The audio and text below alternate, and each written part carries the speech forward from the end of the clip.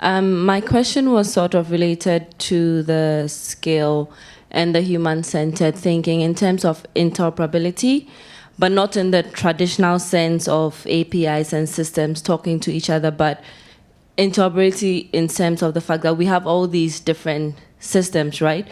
And how are we enabling skill by letting them talk to each other? And interoperability in terms also of cross-border interactions. So for example, I'm Ghanaian, and it's a nightmare to send money across different borders in Africa. And a lot of these small businesses and women work across our fluid borders. And the third point would have to do with sectors, right?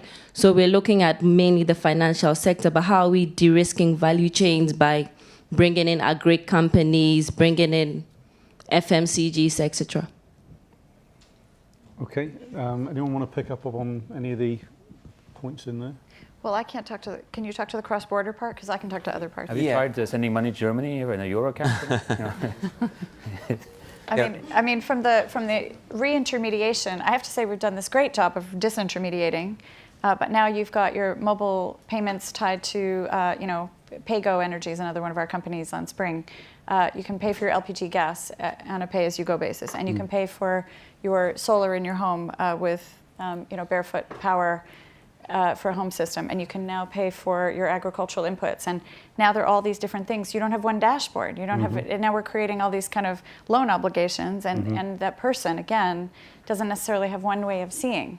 And so I think it's going to be required for us. Somebody is going to do that kind of mint.com equivalent for some of these things. And I think so we need the APIs. We also need the time for thinking through collaboration.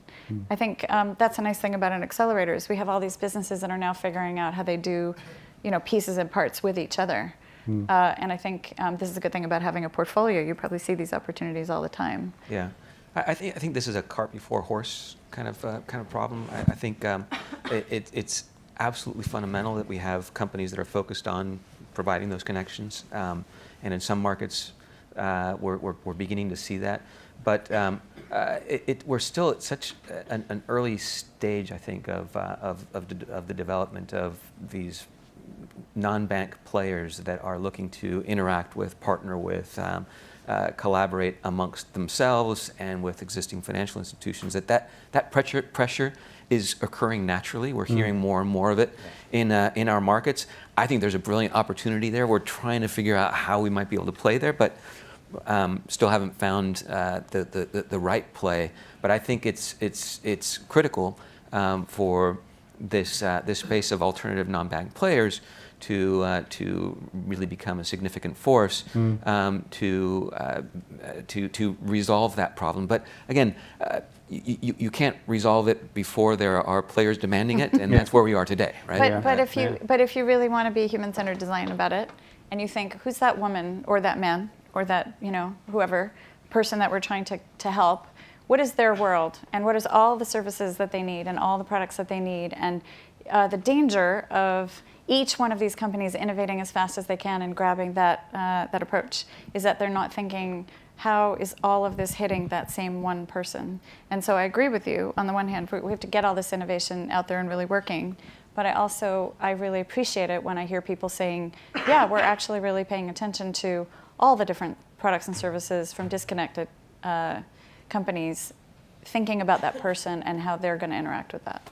And sometimes that's a lot of human interaction. We just had one of our CEOs, a company called Zona out of South Africa that does domestic remittances in tough markets like Malawi and Zambia and Mozambique and into the DRC. He just spent 6 weeks in the field meeting with their agents, sleeping in their homes, working at their agent locations for 2 to 3 days apiece, and did this for 6 weeks out of the office just to figure out what really goes on in the life of an agent. What is the real interaction they're having with clients? So you can never just do away with that. You have to. You can't just digitize businesses and abstract them. It's important to get down into the field and understand what is it exactly that we're looking to solve for, and are we doing the best job we can.